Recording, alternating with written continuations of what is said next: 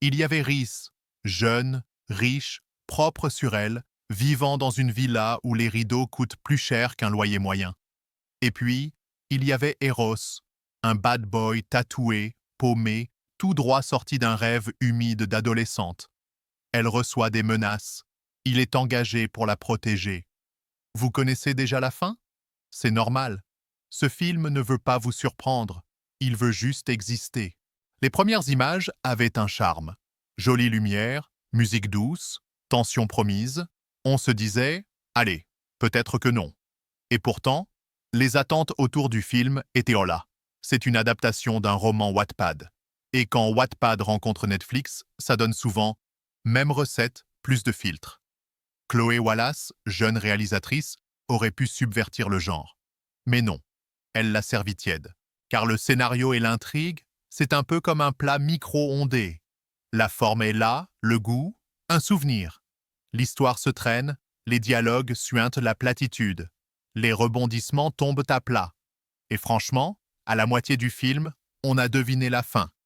Mais pas grave, Rhys mettra encore 3 scènes pour le comprendre. Et l'originalité? Où ça? Chaque scène semble sortie d'un générateur de fanfic 2014. Le bad boy au cœur tendre, la fille fragile mais forte, les regards appuyés dans des couloirs, une pluie soudaine. On se croirait dans un clip de Tokyo Hotel, version premium. Mais visuellement alors? Là, oui. La mise en scène et la direction artistique sont léchées, parfois trop. Chaque plan crie « Regardez comme c'est beau », sans se demander si ça sert à quelque chose. On dirait un parfum qui sent fort, mais vide à l'intérieur. Et puis l'éclairage? Parlons-en. Il y a de bonnes idées. Quelques scènes nocturnes sont élégantes. Mais tout ça reste très académique. On sent la volonté, mais on ne la ressent pas. Les acteurs, Eléa Rochera tente d'incarner Rhys. Elle y met de la douceur, parfois trop. Alberto Olmo en Eros oscille entre intense et constipé. Leur dynamique n'est jamais vraiment crédible. Ils se regardent beaucoup, mais on ne croit pas qu'ils se parlent. Et l'émotion?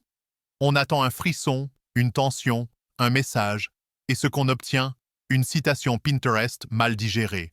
Le message, s'il existe, reste paresseux. L'amour guérit tout, même les scénarios ratés. En conclusion, Mala Influencia est beau comme un compte Instagram, mais creux comme une promesse de campagne. Note 3/10. Et pourquoi ça ne fonctionne pas? Parce que ce film veut plaire à tout le monde, donc il ne touche personne.